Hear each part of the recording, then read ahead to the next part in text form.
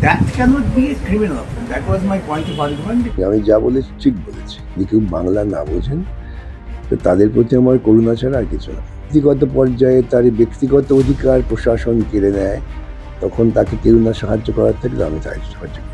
কোনটা দুর্নীতি এবং তার বিরুদ্ধে কিভাবে লড়াই করতে হয় সামগ্রিক প্রতিষ্ঠানের বিরুদ্ধে, সেটা অন্য কারোর কাছ থেকে আমাকে শিখতে হবে না। তৃণমূলে ভাঙন অব্যাহত।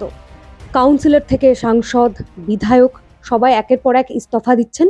অনেকেই মনে করছেন যে শ্রমিক ভট্টাচার্য যেই বলেছেন যে ভালো তৃণমূলদের বেছে নেওয়া হবে, তারপরেই হয়তো তারা এই সিদ্ধান্ত নিচ্ছেন। অন্যদিকে আবার অনেক তৃণমূল নেতা পুলিশি জালেও জড়িয়ে পড়ছেন। বলতেই হয় দেবরাজ অদিতি মুন্সিদের কথা। বিকাশ রঞ্জন ভট্টাচার্য তাদের মামলা নিয়েছেন এবং তারপর থেকে কিন্তু তিনিও বিতর্কের মুখে পড়েছেন। প্রশ্ন উঠছে বারবার আপনার এই পদক্ষেপকে নিয়ে, আপনি কি বলবেন? আমি এই প্রশ্নের কোনো জবাব দেওয়ার জন্য আদৌ নৈতিকভাবে রাজি নই। আমি পেশা কিভাবে করব না করব সেটা আমি ঠিক করব, ওটা অন্য কেউ ঠিক করে দেবে না। বাম কর্মী সমর্থকরাও তারাও ফেসবুকে একেবারে হ্যাজ নামাচ্ছেন, লিখছেন, তারা আপনার বিরুদ্ধে গিয়ে লিখছেন। দেখুন, তবু তো তারা চিন্তা ভাবনা করছেন। এতদিন তো একটা গড্ডালিকা প্রবাহের মধ্যে ছিলেন, এখন তবু চিন্তা ভাবনা করছেন ভালো। কিন্তু তারা হ্যাজটা নামিয়েছেন বিজেপির আইটি সেল হ্যাজ নামাবার পরে। সে আইটি সেল যেভাবে হ্যাজ নামিয়েছেন সেটাকেই তারা অনুকরণ করছেন। এই অনুকরণ প্রিয়তা একটা মারাত্মক ক্ষতিকারক দিক। যাই হোক, প্রত্যেকের স্বাধীনতা আছে, যে যা খুশি করতে পারেন। মমতা বন্দ্যোপাধ্যায়েরও পাশে দাঁড়াবেন যখন কেউ থাকবে না মমতার পাশে, এমন কথাও, সেগুলো নিয়ে নানা কথা হচ্ছে, যদি স্পষ্ট করে বলতেন। কে কিভাবে দেখবে তা দিয়ে তো আমার কর্মসূচি নির্ধারণ করবো না। আমি যা বলেছি ঠিক বলেছি। মানুষ হচ্ছেন সবার শেষে। অসহায় মানুষকে সাহায্য করাটা প্রত্যেক সুচিন্তিত মানুষের কর্তব্য। আমি যে কথা বলেছি সেই কথা যদি কেউ অর্থ না বোঝেন, যদি কেউ বাংলা না বোঝেন, তো তাদের প্রতি আমার করুণা ছাড়া আর কিছু না। অর্থাৎ মমতা বন্দ্যোপাধ্যায় যে এখন একটা অসহায় পরিস্থিতিতে, এমনটাই আপনি বলতে চাইছেন।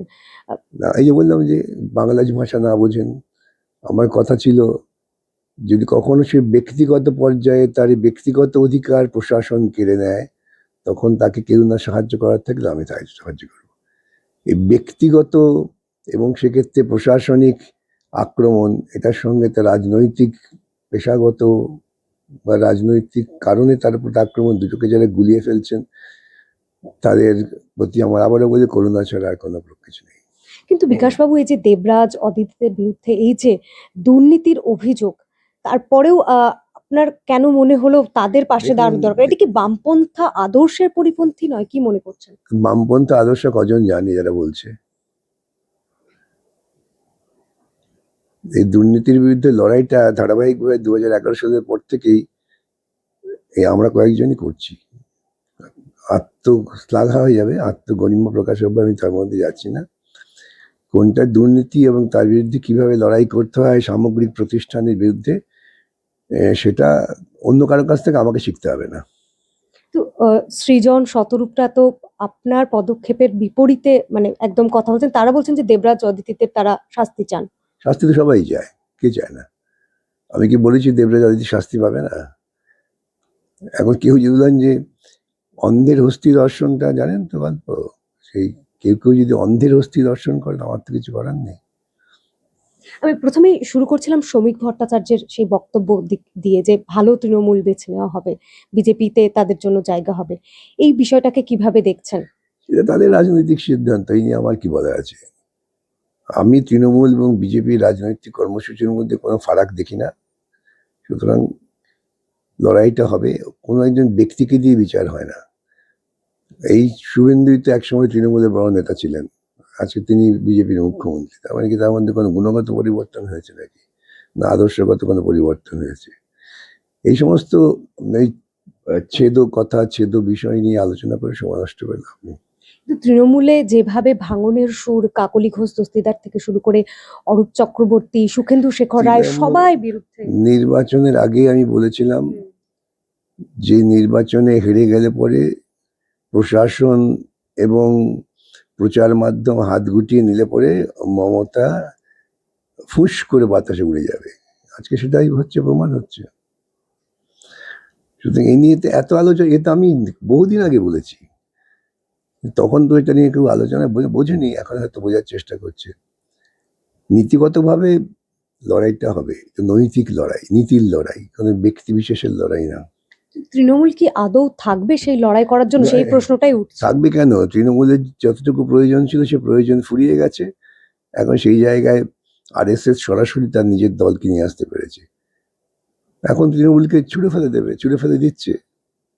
লড়াইটা এখন সরাসরি বামপন্থা বনাম দক্ষিণপন্থার লড়াই। আজকে ঈদ, তাই এই প্রসঙ্গটা তুলতেই হয়। এই প্রথম কোনো ঈদ যে মানে পশ্চিমবঙ্গের বুকে যে কোরবানি হচ্ছে না। সেটা যারা কোরবানি বিশ্বাস করেন তারা বলতে পারেন। আমার সঙ্গে তো কোরবানি, নো কোরবানি, হ্যাঁ কোরবানি, এর কোনো সম্পর্ক নেই। কোরবানি হচ্ছে কি হচ্ছে না, যারা কোরবানিতে বিশ্বাস করেন, যারা মানুষের থেকে ধর্মীয় আচার আচরণকে বেশি গুরুত্ব দেন, তারা বিচার করবেন। আমার বিচার করার কোনো প্রয়োজন নেই। শুভেন্দু অধিকারীকে দেখা গেল তিনি ইস্কনে গিয়ে গো সেবায় নিমগ্ন। শুধু বিবেকানন্দর কথা বলে বলতে পারি যে এইরকমই তো গোমাতার সন্তান, তারা হলে গোমাতার সন্তান হবে কেন? একের পর এক প্রশাসনিক সিদ্ধান্ত সরকারের, সেগুলো নিয়েও প্রশ্ন উঠছে। কারণ ভোটের আগে যে সমস্ত প্রতিশ্রুতি দেওয়া হয়েছিল, আমি যদি লক্ষ্মীর ভান্ডারের পরিবর্তে যে অন্নপূর্ণা ভান্ডারের কথা বলি, এখন দেখা যাচ্ছে 11 পাতার ফর্ম, একাধিক নথি লাগবে। এই যে একটা জটিলতার মধ্যে বাংলার মেয়েরা পড়ে গেল, মহিলারা, কি বলবেন এই বিষয়টাকে নিয়ে? তো আমরা তো প্রথম থেকেই বলছিলাম যে এই সমস্ত ভাতা প্রকল্প, তা দিয়ে কোনো মানুষের ক্ষমতায়ন হয় না। এখন ওরা ভাতাটা কিভাবে এড়ানো যায় সে চেষ্টা করছেন, তাই এই সমস্ত জটিলতা তৈরি হচ্ছে। এটা খুব স্বাভাবিক ব্যাপার। এটা কি ওই কোথাও গিয়ে ওই 15 লক্ষ টাকা অ্যাকাউন্টে ঢোকার জুমলার মতো? সবটাই তো জুমলা। যারা যে সমস্ত দল ঠিক নির্বাচনের আগে নির্বাচনী প্রতিশ্রুতি দেয়, এটা দেবো ওটা দেবো, তারা তো জুমলাই।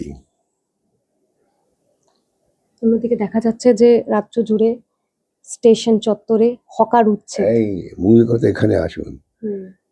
প্রান্তিক মানুষের জীবন জীবিকার উপর আক্রমণ, এইটা মাথায় রাখতে হবে। সেটাকে ভুলে দেওয়ার জন্য অনেক সব গল্প তৈরি হচ্ছে। যারা আজকে এত আলোচনা করছেন, তারা কিন্তু এই প্রান্তিক মানুষের উপর আক্রমণের বিরুদ্ধে যে লড়াই হচ্ছে, যে লড়াইটা আইনি ময়দানে আমরা করছি, মাঠে ময়দানে আমাদের কর্মীরা করছেন, সেটাকেই আলোচনার বাইরে রাখা হচ্ছে। আপনি তো মামলাও করেছেন, এতে সাফল্য। এটাই হচ্ছে দক্ষিণপন্থী রাজনীতির কৌশল। এবং এই সমস্ত মাধ্যমগুলোকে চালায় ধান্দার পুঁজিতন্ত্রের লোকেরা। তারা এগুলো চান। তারা একটা নন ইস্যুকে সামনে নিয়ে এসে অনেক ব্যস্ত। আর আমাদের কিছু মেকি বামপন্থী আছেন, তারা তা নিয়ে খুব উল্লসিত, কিন্তু আসল জীবনের লড়াই যে, তা নিয়ে তারা খুব একটা ভাবিত নন। বিকাশবাবু, আদালত কি বলছে? এটা কি ঠেকানো যাবে, এই যে পুনর্বাসন ছাড়াই হকার উচ্ছেদ যেভাবে চলছে? দেখুন, ঠেকানো যাবে কি না যাবে সেটা তো আদালতেরও সম্পূর্ণ নির্ভর করে না, নির্ভর করে মানুষের সংগ্রামের উপরে। আদালতে আমরা হয়তো একটা হাতিয়ার তুলে দেব, কিন্তু আসল লড়াইটা মানুষকেই করতে হবে। তাহলে এর বিরুদ্ধে কিভাবে লড়াই হবে? এই যে লড়াই চলছে, প্রত্যেক প্রান্তিক মানুষকে আগামী দিনে জোটবদ্ধ হয়ে রুখে দাঁড়াতে হবে, প্রতিরোধ করতে হবে এবং বাধ্য করতে হবে সরকারকে তাদের বিকল্প ব্যবস্থা করার জন্য।